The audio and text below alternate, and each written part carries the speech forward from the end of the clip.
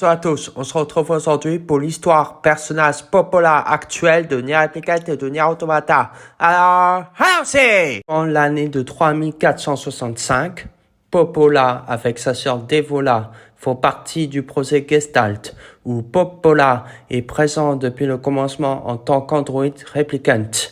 Elle supervise dans le projet Gestalt pour que l'humanité soit sauvée d'une maladie appelée syndrome de chloration blanche.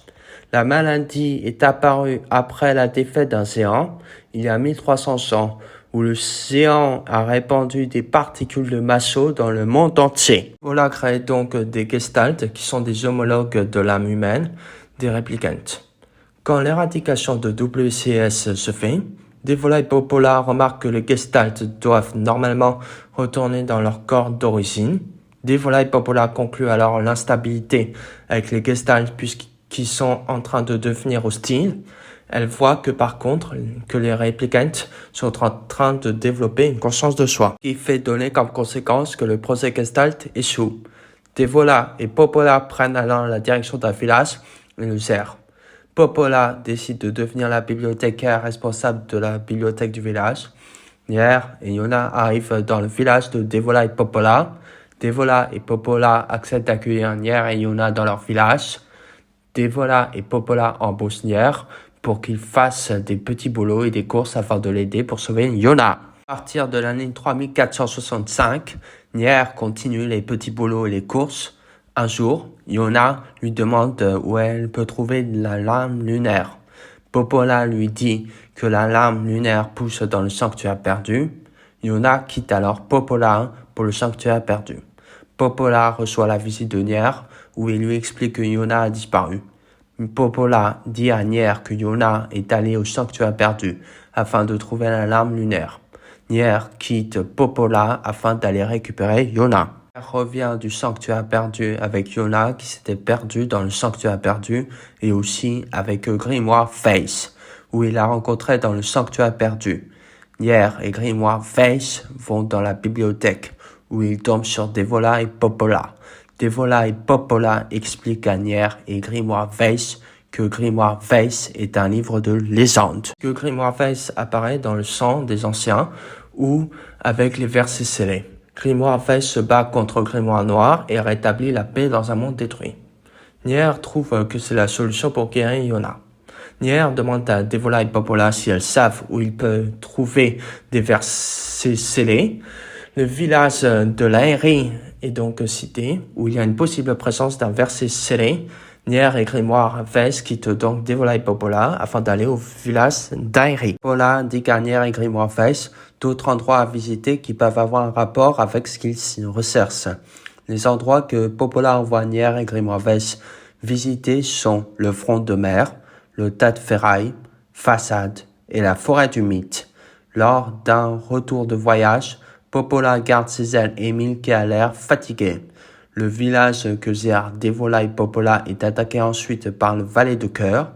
Nier, Kane, Grimoire Face et Émile sont présents. Avec Nier, Grimoire Face et Kane qui s'occupent à terrasser le valet de cœur pendant ce temps. Puis le calme revient dans le village que gèrent Devola et Popola une fois que tous les ennemis ont été tués et où qu'ils sont partis. L'année de 3470, Popola aperçoit Nier et Grimoire Face où Nier explique à Popola que pendant un voyage de retour avec Grimoire Face, Kane et Émile, ils ont trouvé un mystérieux fragment de pierre où ils demandent à Popola de quoi cela peut bien s'agir. Popola explique à Nier et Grimoire Face que c'est un morceau d'un chiffre, cela pourrait les conduire à Shadowland. Popola explique qu'il y a sans doute d'autres fragments de pierre dans l'Aérie, le tas de ferraille, façade et la forêt du mythe. Nier et Grimoire Face quittent alors Popola pour visiter tous ces endroits avec aussi Kane et Émile. Une fois que Nier, Kane, Grimoire Face et Émile ont trouvé tous les fragments, Nier, Kane, Grimoire Face et Émile retournent au sanctuaire perdu et peuvent entrer dans le château de Shadowland. Popola et Popola sont présents dans le château de Shadowland où elles attendent que Nier, Grimoire Face, Kane et Émile arrivent vers eux. Une fois qu'ils sont arrivés devant Devola et Popola combattent le groupe à contre-cœur tout en révélant la vérité de leur existence. elles expliquent au groupe qu'elles ne sont pas humaines, car elles sont des réplicantes créées dans le cadre du projet Gestalt. Fait apprendre qu'il y a eu une tentative de l'humanité où il voulait être sauvé d'une maladie appelée syndrome de chloration blanche. Cette maladie est apparue à cause de la défaite d'un géant il y a plus de 3300 ans, ce qui a donné comme conséquence de répandre des particules de masse dans le monde entier. Popola et Popola expliquent également que les Celtes sont en fait des Gestalt, des homologues de l'âme humaine, des réplicantes, qui, après l'éradication de WCS, étaient censés retourner dans leur corps légitime. Elles expliquent qu'elles avaient conclu qu'en raison de l'instabilité avec les Gestalt devenant hostiles et les réplicantes développant la conscience de soi, que cela risque de faire échouer le projet Gestalt. Devola finit par mourir pendant le combat. Voyant la mort de Devola, Popola menace de détruire tout ce qui existe. Nier, Grimoire, Weiss, Kane et Emile combattent alors Popola à contre-cœur. Popola lance un énorme sort magique en direction de Nier, Grimoire, Weiss, Kane et Emile. Emile met alors ses amis en sécurité afin qu'ils puissent continuer le chemin jusqu'à Shadowlord. Mais Emile se sacrifie en contrant le sort magique. Popola meurt par sa propre attaque. La 14e guerre des machines, Devola et Popola sont présents au sein de la Résistance en tant qu'androïdes médicales. Devola et sa sœur Popola accompagnent la Résistance pour une expédition afin de récupérer des matériaux à l'extérieur. Devola et Popola, avec la Résistance, reprennent alors la route.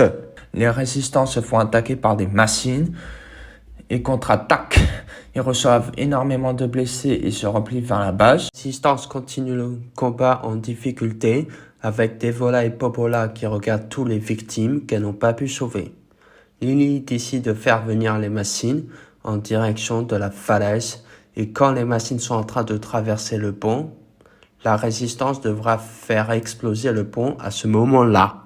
L'armée de machines poursuit bien sûr la Résistance. La machine de grande taille apparaît soudainement devant l'armée de machines et essaie de les arrêter. La Résistance remarque mais Lily ordonne de ne pas faire attention et de tous les exploser. Ils paniquent car les explosifs ne marchent pas. Et là, une explosion de nulle part se fait sortir et explose toutes les machines. De l'autre côté du Rava, toutes les machines sont en train de brûler. La Résistance voit Tubi et Nanes et comprennent que c'est eux qui les ont sauvés. Une machine se remet en marche et attaque Lily, mais heureusement les pods détruisent la machine et ordonnent aux androïdes Yora de ne pas bouger. Wata demande à Lily de ce qui lui prend. Tubi demande au pod 42 de lui apporter des produits médicaux. Lily décline l'offre de Tubi. Lily explique qu'elles sont des médecins. Devola et Popola se mettent à soigner Lily. La Résistance remercie Tubi et Nanes de les avoir aidés à sauver. La Résistance rentre à la base avec Tubi et Nanes. La Résistance et les androïdes Yora qui rentrent à la base de la Résistance. Nanes regarde comment les façades sont formées. Il lui demande s'ils sont magnifiques et elle est d'accord.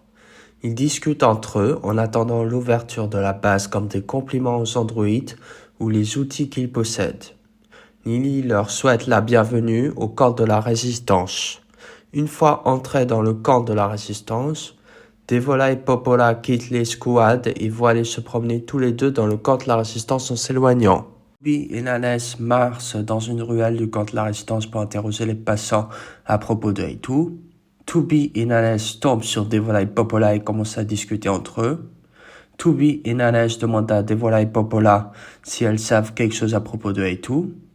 Elles répondent qu'elles ne l'ont jamais vu, mais elles disent que Jackass devrait savoir quelque chose et leur donnent sa localisation.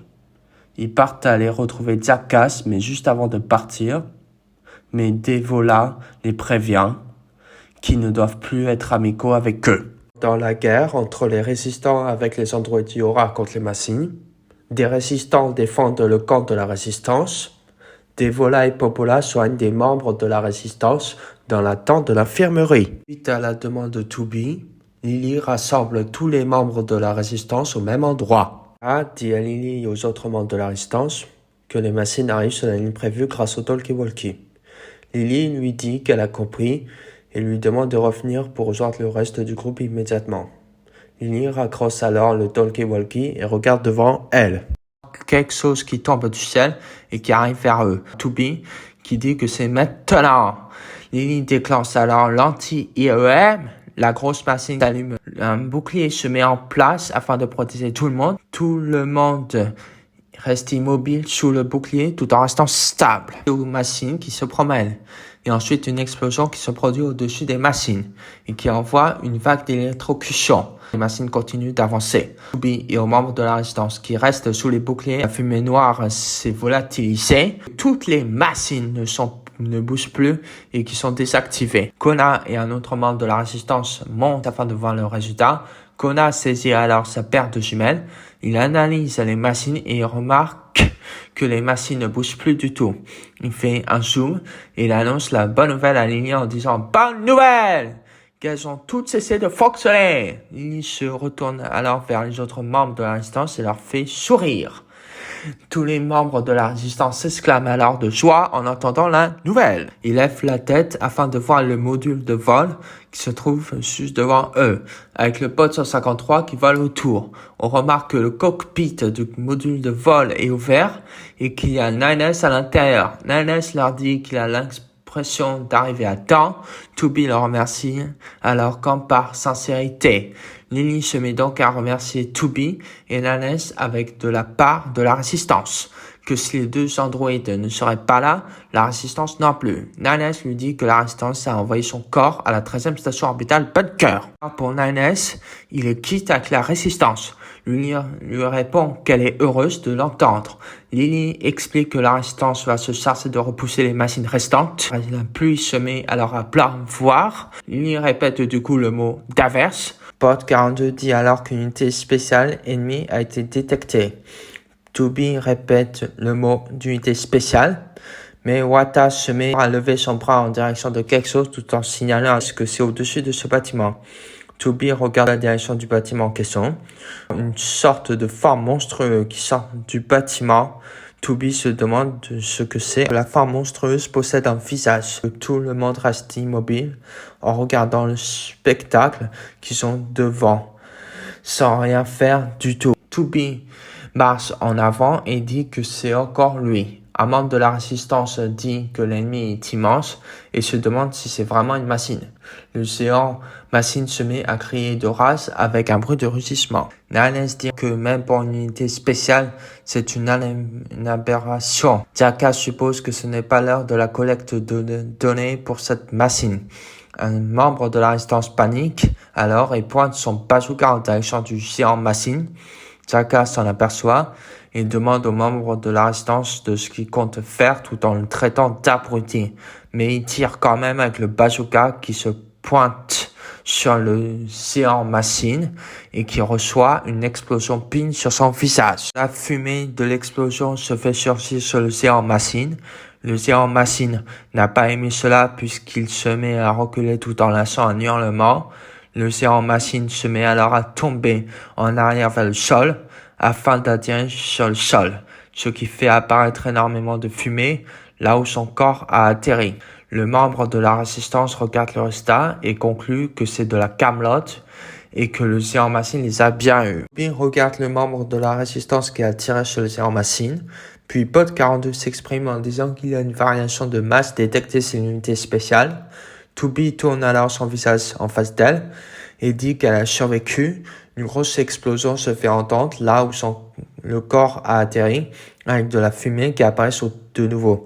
Le géant machine se déplace et détruit les immeubles en ruine qui se trouvent sur son chemin. Elle s'est transformée en quelque chose de vraiment horrifiant, de couleur noire avec une très grande large bouche de monstre et des yeux de couleur rouge. Elle pousse alors un hurlement strident dans le vide avec énormément de rage.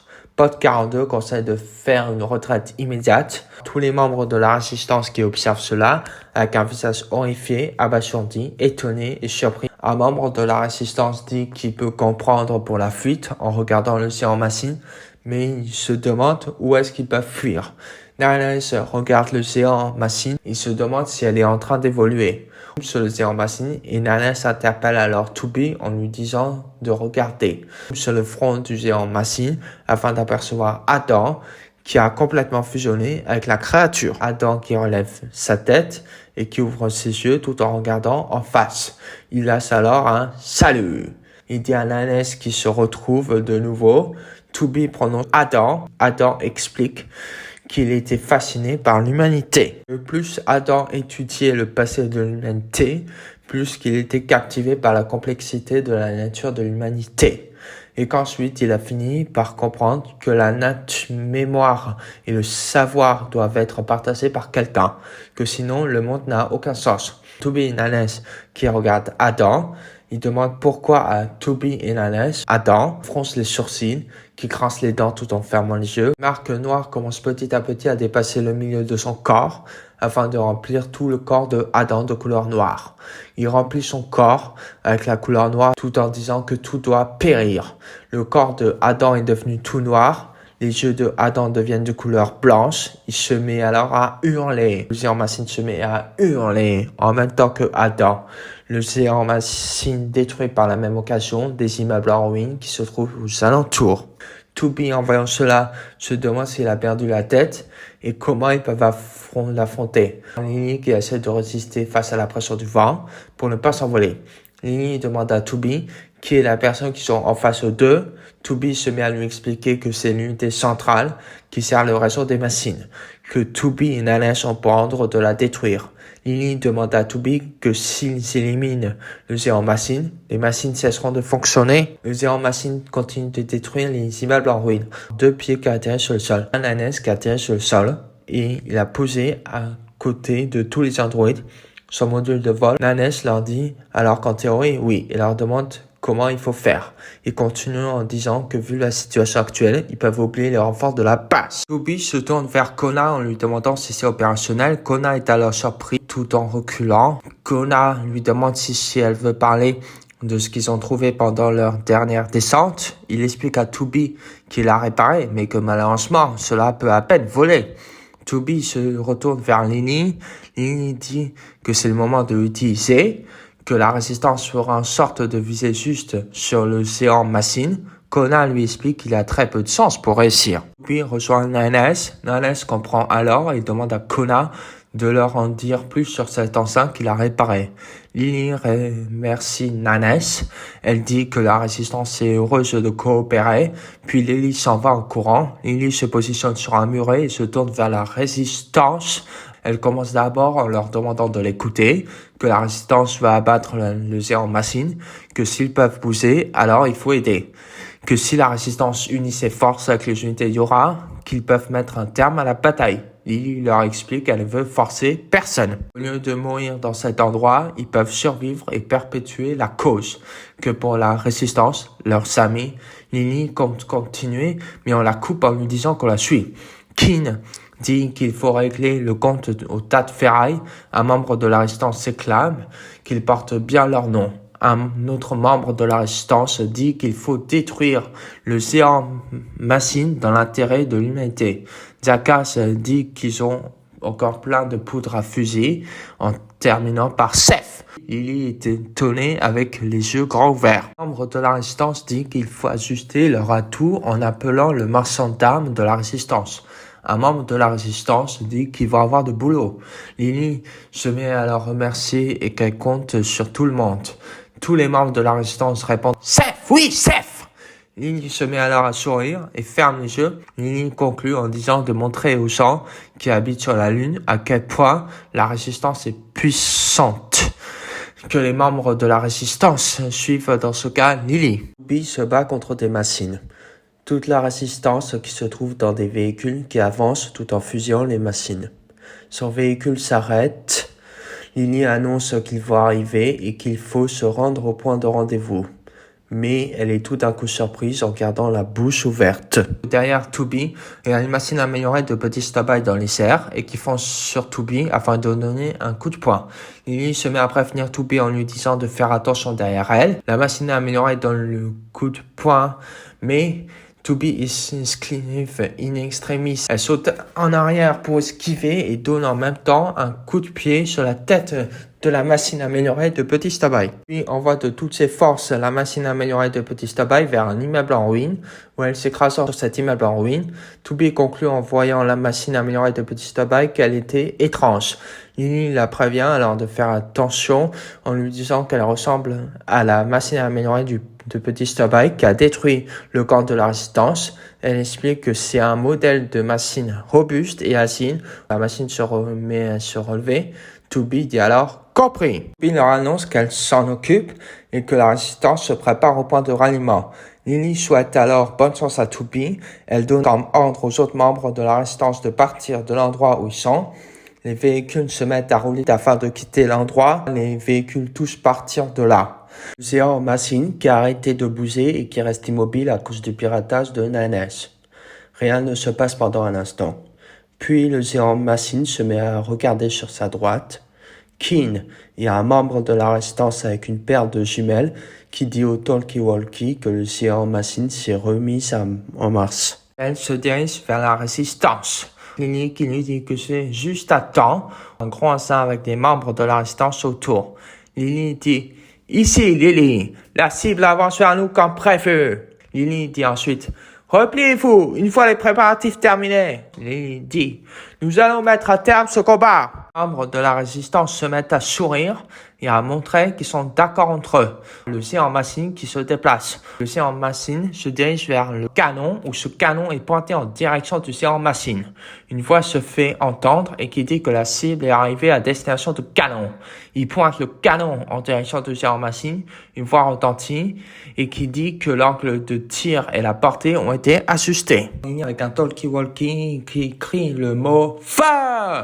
Le canon envoie une boule qui fonce à toute vitesse en direction du géant machine. La boule va tellement très vite face au géant machine qui voit la boule arriver. Le géant machine met ses deux mains devant sa tête afin de protéger sa tête. Une grosse explosion se fait entendre et retentir sur les deux mains du géant machine. L'explosion est tellement forte qu'il fait même ouvrir sa bouche du géant machine et l'envoie en direction de l'arrière. Lily interpelle Jackass et Jackass dit qu'il attendait que cela. Jackass tient en fait un gadget dans ses mains où il appuie sur un bouton pour passer à un mur d'un immeuble en ruine. Des explosions se font produire partout sur le mur de l'immeuble pour qu'après l'immeuble en ruine tombe complètement sur le géant machine. Des explosions se font produire autre part que sur l'immeuble, mais autour du géant machine. Le géant machine pousse un hurlement strident, d'autres immeubles en ruine à côté de lui tombent en direction sur le géant machine. Le géant machine s'effondre sous le poids des immeubles en ruine. Lily crie alors « Maintenant !» La fumée s'apprête à décoller en quittant le sol. Des bruits se font retentir sur tout le sol où il y a les immeubles en ruine qui sont tombés. Plein de morceaux en pierre se font projeter vers le ciel. La fusée qui transporte avec elle le géant machine. Une explosion se fait retentir par la fusée dans le ciel. Tous les androïdes regardent cela avec le sourire. On entend aussi des cris de joie. Tout le monde regarde cela. Toby se demande s'il a survécu à cela. Le géant machine à moitié carbonisé qui est en train de foncer à toute vitesse sur le sol afin de s'écraser. Nanès dit que vu la masse du géant machine, ils ne peuvent pas dévier sa trajectoire. Il ordonne à tout le monde de se mettre à l'abri. Une explosion se fait entendre depuis le ciel et fonce à toute vitesse sur le sol. L'explosion se retentit sur le sol. On sent que l'explosion fait même jusqu'à exterminer le géant machine. Il crie de douleur. L'explosion se développe ensuite sur le sol afin de faire balayer tous les immeubles en ruine aux alentours. Tout le monde s'est caché derrière des rochers et résiste à la pression. L'explosion a laissé une large et grande fumée derrière elle pour que finalement la fumée disparaisse. Tout le monde se trouve sur le rebord du déblai de terre en étant immobile tout en le regardant. Nanès dit que c'est le satellite laser D132 qui a fait cet impact. Puis il dit « Commandant ?» Pod 42 arrive à côté de tout le monde en disant qu'une unité spéciale émet toujours un laissé signal. Lily regarde du coup Pod 42 en disant « Quoi ?» Il dit que toutes ces attaques n'ont pas suffi à la tuer. Nanesh se tourne alors vers Pod 153. Il demande au Pod 153 de localiser le géant machine. Pod 153 lui répond qu'il l'a déjà fait. Il dit ensuite qu'il va le marquer sur la carte de Nanesh. Nanesh se tourne vers Tubi en l'appelant par son nom. Tubi lui dit qu'elle suit pour y aller. Tubi et Nanesh se retournent derrière afin de regarder tout le monde. La résistance, c'est Pascal côte à côte qui regarde Tubi et Nanesh. Nanesh leur dit d'aller secourir les blessés. Lily se met à leur remercier. Jackass pose alors son bras sur l'épaule de Lily. Jackass dit de ne pas oublier de lui apporter un échantillon du géant machine. Pascal leur prévient d'être prudent. Nanesh secoue alors la tête. Nanesh se tourne vers Tubi. Il dit à Tubi qu'il faut y aller. Tubi lui dit qu'elle a compris. Tubi et Nanesh se mettent à faire demi-tour pour ensuite courir vers le déblai de terre. Tous à sauter dans le vide. Ils sont alors tenus à cas par leurs pas tout en s'engouffrant à l'intérieur. Plusieurs têtes de machines entrent en résonance. Les membres de la résistance et Pascal qui observent les têtes des machines. La chaîne YouTube possède un compte Discord où on peut discuter, parler des théories entre nous, entre fans, discuter de l'œuvre, tout ça. Le lien d'invitation du serveur Discord se trouve en description de la vidéo. Merci à tous d'avoir regardé cette vidéo. N'oubliez pas de mettre un pouce bleu, de vous abonner si ce n'est pas déjà fait, d'activer la petite cloche et au revoir.